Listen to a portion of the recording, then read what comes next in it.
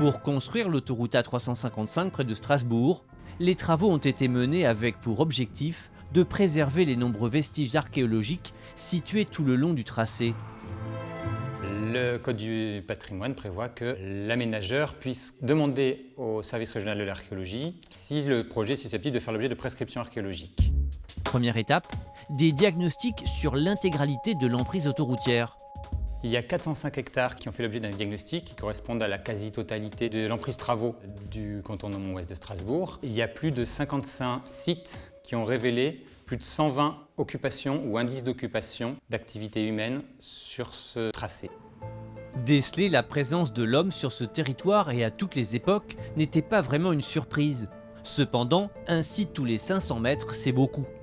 Tout l'enjeu était alors de sauvegarder ces vestiges.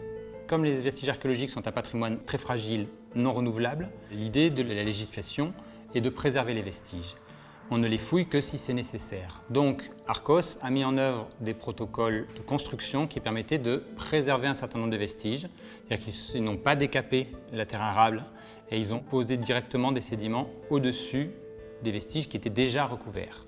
Par contre, pour les endroits où le projet allait enlever la terre arable et même parfois a fortiori décaisser 5, 6, 7 mètres de profondeur de sédiments, nous avons prescrit 34 fouilles sur le tracé. Ces fouilles ont permis de mettre au jour de jolies trouvailles. Les vestiges qui ont été mis au jour couvrent quasiment toutes les périodes, de la fin du Paléolithique moyen, entre 130 et 140 000 avant Jésus-Christ, jusqu'à quasiment à nos jours. Il y a des vestiges de la Seconde Guerre mondiale, de la Première Guerre mondiale qui ont été mis en évidence. Pour le Paléolithique, c'est vraiment un enregistrement de l'histoire du paysage. Les archéologues qui ont travaillé sur ces chantiers-là ont ramassé des vestiges d'ossements de faune consommés par les hommes, du renne, du mammouth, du rhinocéros laineux, de la marmotte, du cheval, du bison, de l'auroch, et donc toute une diversité caractéristique d'un paysage de steppe. Toutes ces découvertes archéologiques vont servir à enrichir nos connaissances sur plusieurs périodes historiques et préhistoriques.